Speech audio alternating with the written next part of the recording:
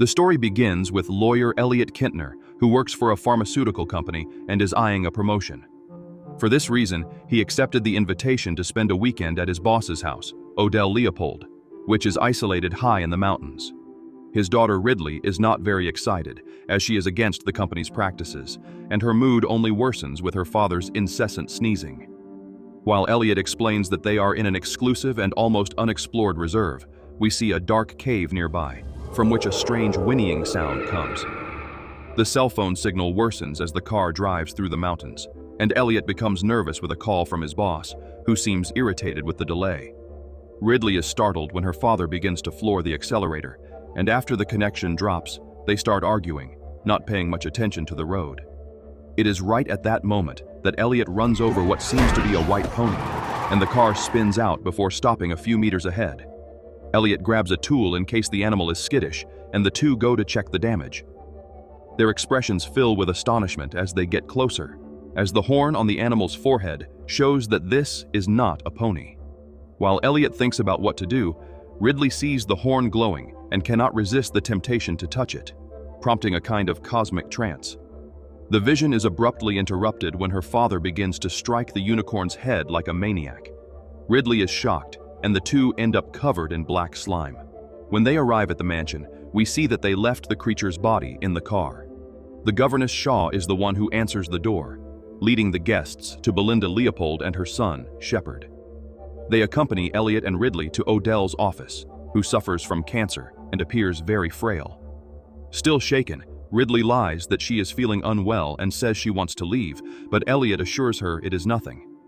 She goes to the bathroom to wash her face and is startled to see that her acne has disappeared.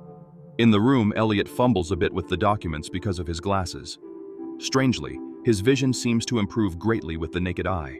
Meanwhile, unseen by anyone, the unicorn's horn lights up, and the animal begins to show signs of life. Ridley interrupts the meeting to talk to her father privately, and he begs her to cooperate, swearing he will bury the unicorn during the night when everyone is asleep. This plan goes awry when the two hear the sound of a kick. Seeing the car shake, Elliot runs to make up an excuse and resolve the matter in secret, but the noise is noticed by the butler, Griff. The Leopolds are shocked when Shaw suggests they must have run over some of the reserve's animals.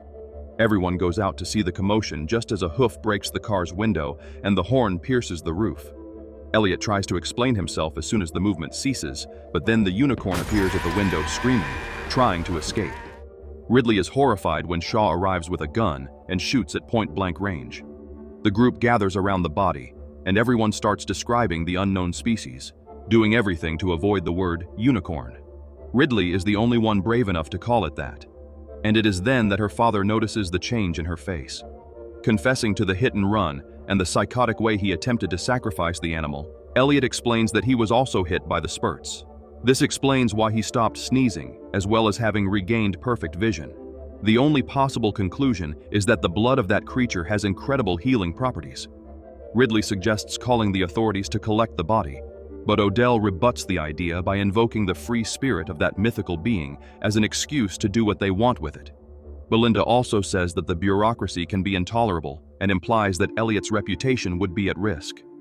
On the other hand, if he agrees to cover up the case, it would also resolve the hit-and-run issue without major problems.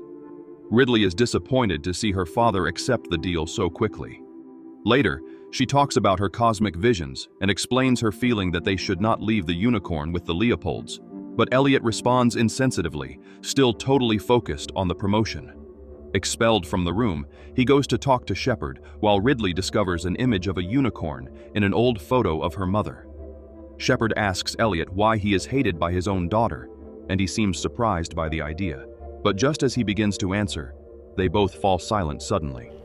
A chilling sound is coming from the forest, sounding like a threatening roar. Shepard gets scared and gives up on the hot tub, quickening his pace to get inside.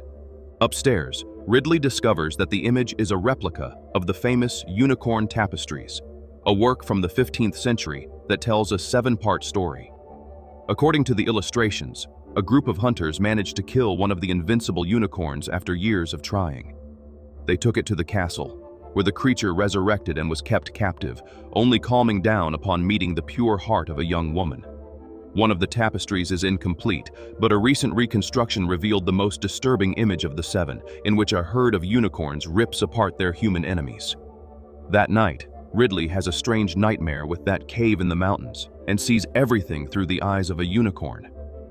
She wakes up to the visit of two scientists in safety gear who drag her to a laboratory along with her father. They are Dr. Song and Dr. Bhatia, both extremely excited about the chance to study a unicorn. Song proudly presents the chemical compound obtained from the horn, and the Leopolds authorize the extraction to continue. The substance they develop from the ground-up horn is then injected into Odell's serum, and everyone eagerly awaits the results. While Ridley withdraws in protest, Bhatia informs them that the electromagnetic radiation from the horn seems to have increased without explanation. Walking through the forest, Ridley finds a tree marked by horns high on the trunk. She is startled when the roars begin and runs back to the mansion, where she continues her research on unicorns. Shepard encourages her and even has Griff bring a printer to help her when her father appears in the hallway. Strong and rejuvenated, Odell has gotten out of bed without needing a wheelchair, and tests now confirm that the cancer is in spontaneous remission. Odell is beaming, not only for his health, but for the business opportunities of having discovered the cure for cancer. The bad news is that Song states it is impossible to replicate the substance in the lab, as the unicorn's genetic makeup is incompatible with the laws of nature. This means that horn is all they have, and Belinda encourages her husband to think positively, as they can set any price they want for such a rare remedy with such enormous demand. After many phone conversations, the Leopolds gather with Elliot, who by this point is somewhat disoriented by all the money pouring into the company at once. Ridley spoils the family's toast with the results of her parallel research and spreads the prints of the tapestries on the floor, explaining that that story has repeated itself several times. The unicorn legend has changed over time, as initially, they were seen as monsters. Their miraculous blood was already known in the Middle Ages, but all who dared to hunt the animal for any type of cure ended up dying in an even worse way. The Leopolds practically scoff at these theories, and Elliot is embarrassed by his daughter's naive idealism. Shaw and Griff make preparations to transport the unicorn's body to the company headquarters, while Ridley goes to the car, wanting to be alone. It is then that all the lights suddenly go out, and Bhatia shows her colleague that the radiation is at the highest point yet. In the car, Ridley hears that monstrous roar again and sees the screen of her cell phone shaking as if suffering some kind of interference. The Leopolds tell Elliot to find out what happened, and he goes to speak with the scientists just as Dr. Song seems to feel something on his back. Receiving a shower of entrails right in the face, Bhatia takes a moment to comprehend what just happened when she sees a gigantic horn piercing her colleague. Right behind Elliot, Shepard is jaw-dropped as he sees the horn emerge, leaving a huge hole. The shadow of the adult unicorn projects onto the walls of the tunnel, and just as Ridley predicted, it does not seem to be gentle or cute as one might think. Everyone panics, and Odell appears at the end of the tunnel, giving orders to bring the calf back inside immediately. Shaw and Griff go to the garden with their weapons drawn, and Elliot panics when he sees his daughter out there alone.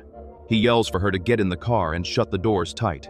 She complies but keeps trying to see with her phone's flashlight, which attracts the beast, which comes trotting toward her and charges at the car. Elliot runs over and opens a back door, helping Ridley escape from those huge fangs roaring at the window. The unicorn is then surrounded by the security guards, in a scene very similar to one of the tapestries, and not all of their efforts can contain the animal. Hidden under the car, Elliot and Ridley watch closely as one of its hooves crushes the skull of one of the guards. Ridley decides to take advantage of a gap to run to. The mansion and the unicorn chases her, but she manages to close the door in time. However, when it gets close and looks at her through the slats, it becomes evident that it did not destroy that fragile little door because it did not want to. Elliot is dumbfounded to see the creature passing its horn through the gap, already all lit up, in a clear invitation to the girl. She reaches out to touch it, but Shaw shoots at that moment, scaring the unicorn away. Touching a puddle of black liquid, she realizes she at least hit it. After everyone returns to the mansion safely, the Leopolds question the girl's predictions, doubting she could get so much right about the true nature of unicorns after just a few hours on Google. She tells them about her visions and explains that she has developed a kind of connection with the calf. Odell then becomes convinced that the only thing to do is to capture the adult so that he can touch the horn, believing that is all he needs to gain immunity from potential attacks. Always masking their true motives, the family argues that it would be cruel to prolong the suffering of the injured animal, and that they also should not let Dr. Song's death be in vain. Shepard also reminds them that every horn obtained means dozens of people cured of any disease. Ridley does not believe in their intentions, but she also cannot convince anyone of the danger, and Odell starts giving suggestions about Elliot's future career, causing him to continue obeying his decisions. Determined to hunt the legendary creature, Odell gets into the mood even in his outfit and demands that Elliot accompany him. Ridley begs him to refuse and go home with her, as she doesn't want to be part of this anymore. But Odell promises him that he will make him a partner in the company as soon as they return from the hunt, and this convinces him. Shepard makes up an excuse to stay at the mansion and takes advantage of a conversation with Bhatia to steal the vial containing the miraculous compound, as well as convincing the scientist to saw off the calf's horn. Outside, Shaw uses her device as an alarm, measuring the radiation around the group. Shepard inspects the vial he stole and accidentally spills some of the powder. As he cleans up the mess he made, he cannot resist the curiosity and tries a pinch. Ridley is already packed and determined to leave when he throws caution to the wind and rolls a $100 bill to snort a generous amount of the substance. The effect seems to be immediate, and his eyes shine with a supernatural light. Arriving at the car, Ridley starts to doubt leaving her father with those people. Thinking of the tapestries, she remembers a detail she had forgotten and returns to confirm, reaching the same conclusion as Bhatia. The calf is not dead, as its species regenerates so easily that it even allows for resurrection. This only makes Shepard more obsessed with the horn and fills Ridley with concern, as her father and the others went hunting thinking they would face an injured animal. At the same time, she tries to get Griff to call them back. The group is approaching the creature in the middle of the forest, and Elliot only sees the messages from his daughter when Odell is already a meter from the beast. He tries to warn Shaw, but she is more worried about Bhatia's device, which is beeping as if there is another source of radiation nearby. She discovers why when the second adult unicorn bites her shoulder and lifts her into the air. The pair of beasts attack the group, eliminating several guards one by one. With night vision binoculars, Elliot sees one of the unicorns gearing up to charge at him and ducks just in time, while another guard is hit. Odell and Elliot are the only ones who manage to escape and run back, but they cannot close the gate in time and the unicorns reach the mansion's garden. Trapped between the two, Odell changes strategy and tries to tame them, reaching out to one of their horns. To everyone's surprise, the unicorn bows before him and the horn begins to glow. However, this was just a position adjustment for the attack, and the horn goes into Odell's chin, exiting through the top of his head. Observing from inside the house, the others recoil in horror as Griff quickly shuts the front door. Elliot decides to call the police, and even the Leopolds agree with the idea this time. But the connection is interrupted and the lights suddenly go out. Ridley wants to return the calf to pacify the monsters, but Belinda says it won't help now, as the gate is electric and they will be stuck there with the unicorns anyway. Griff explains that it is possible to open the gate manually if someone is willing to venture to the machine house at the far end of the garden. Belinda and Shepard choose Griff himself for the task, justifying the cruelty with the fact that he knows how to operate the gate better. Indignant at the injustice, he leaves through the tunnel while the others prepare to flee, and Bhatia packs the horn for travel. When she goes out to the garden with the calf, it doesn't take long for the unicorn couple to appear, but the offer is not very well received. Ridley cannot explain why it is not working, and Bhatia decides to run to the gate, which starts to open as Griff turns the crank furiously. Before she gets there, she notices the unicorns have vanished and calls the others to leave, but then she is hit by a horn. The other unicorn bites one of her feet, and the pair of beasts begin to fight over the prey, tearing her apart. Griff escapes in terror, while the other four rush back inside, and Shepard announces that he has solved the riddle through the tapestry. The only thing that can defeat the unicorns is a young woman with a pure heart, and by sheer luck, there happens to be one right there. The idea of using his daughter as bait is the last straw for Elliot, and he informs the Leopolds of his resignation, shocking them with his lack of dedication to the company. Without any ceremony, Shepard sends a horn charge in front of his mother, once again entering a trance. Elliot and Ridley are planning their escape when he recovers and prevents them from leaving. Everyone freezes as they see the mythical beast appear right at the window, prowling the house until it gets to the front and begins to charge at the door. The four of them run in the opposite direction and discover that the other is nearly tearing down the lab wall.